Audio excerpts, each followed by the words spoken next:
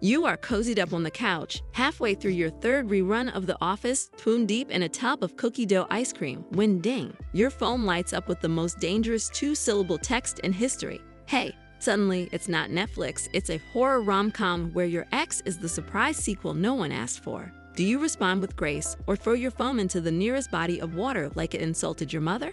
Sure, 44% of people do reconnect with an ex at least once, but so do raccoons with trash cans. It does not mean it's a great idea. Before you cue the violins and rewrite your love story, let's talk about what really happens when ghosts from relationships past slide into your DMs.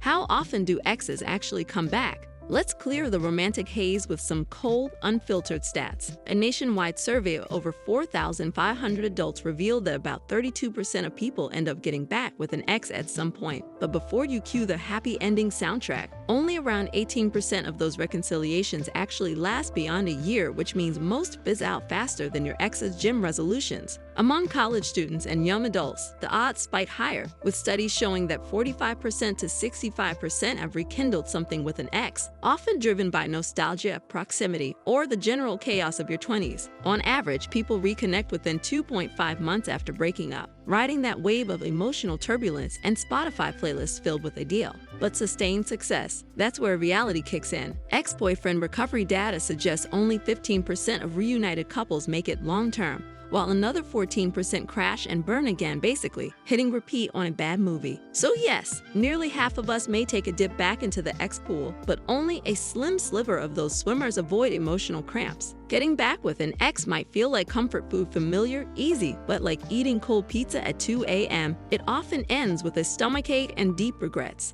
Heading back? Here's what often goes wrong. On-again, off-again relationships might feel like the plotline of a juicy Netflix series full of passion, drama, and steamy makeups, but in real life, the ratings are much lower. Studies show that couples caught in these loops often experience significantly lower relationship satisfaction and struggle with poor communication patterns that rarely improve with each new episode. These emotional roller coasters are not just exhausting, they can be damaging, with research indicating increased risk of verbal and emotional abuse compared to more stable partnerships. For young adults especially, these cycles are common. The average churning relationship involves about 2.4 breakups and reunions, like a love story stuck in Groundhog Day. And when sex re-enters the picture mid-cycle, things get even messier. 55% of people say that intimacy after a breakup makes healing harder, and a whopping 88% admit to engaging in breakup sex that leaves them emotionally stranded.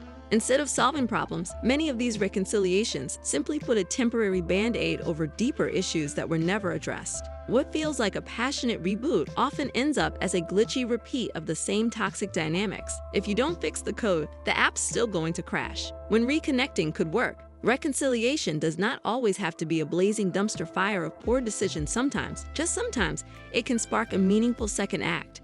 But this kind of romantic reboot only works under some seriously grown-up conditions. Experts emphasize that both parties must have done the hard work first. We are talking therapy, real self-reflection, and ditching the emotional immaturity that broke things in the first place. If the original split was caused by outside factors like long distance, timing, or life stress, not deep-rooted incompatibility, then there's room to rebuild on sturdier ground. But timing is crucial. Jumping back in too fast is like trying to frost a cake that is not cooled. You just end up with a mess. Relationship professionals recommend giving it at least a month or more to gain clarity and reset expectations. And forget vague, "I'll be better" speeches. A successful reunion needs a game plan, therapy sessions, frequent check-ins, and clear communication about what's changed. Without a real structure, you're not rekindling love, you are just romanticizing a rerun. Second chances can work, but only if both of you show up like adults ready to actually do the work, not just repeat the mistakes with better lighting.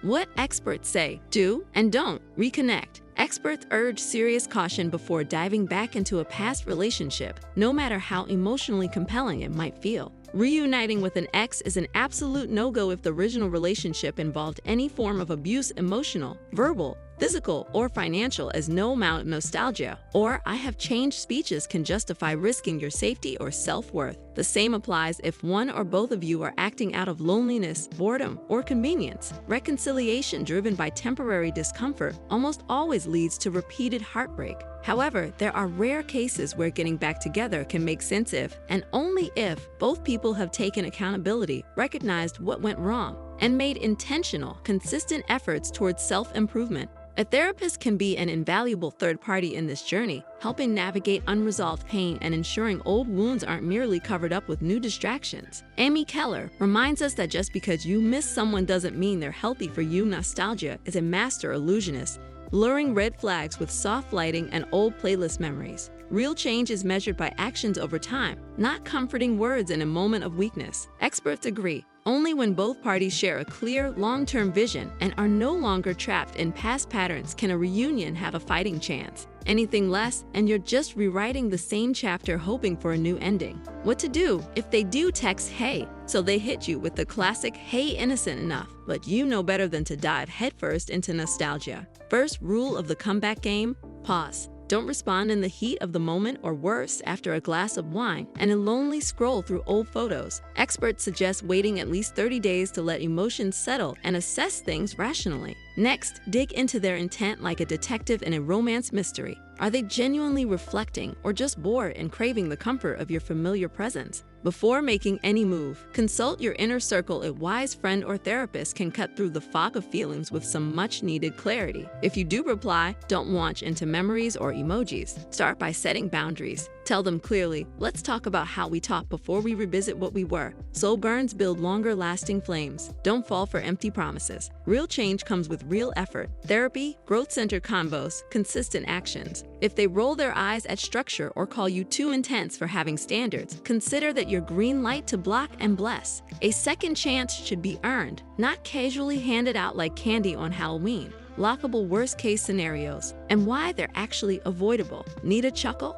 Picture this: it's midnight, your phone buzzes, and there it is. "I miss you," sent on a Tuesday like it's a booty call from the ghost of bad decisions past. If they couldn't send it during the clarity of daylight, it's probably less about love and more about loneliness or a weak moment in their Netflix queue. Then comes the Oscar-worthy monologue: "I have changed." Cue dramatic music. But by week 2, they're still leaving wet towels on your bed and ghosting your texts mid-argument, because growth takes more than a speech. Next, imagine your ex cozying up with someone new, then slingshotting back to you when nostalgia hits like a sad playlist. That's not romance, that's emotional tourism.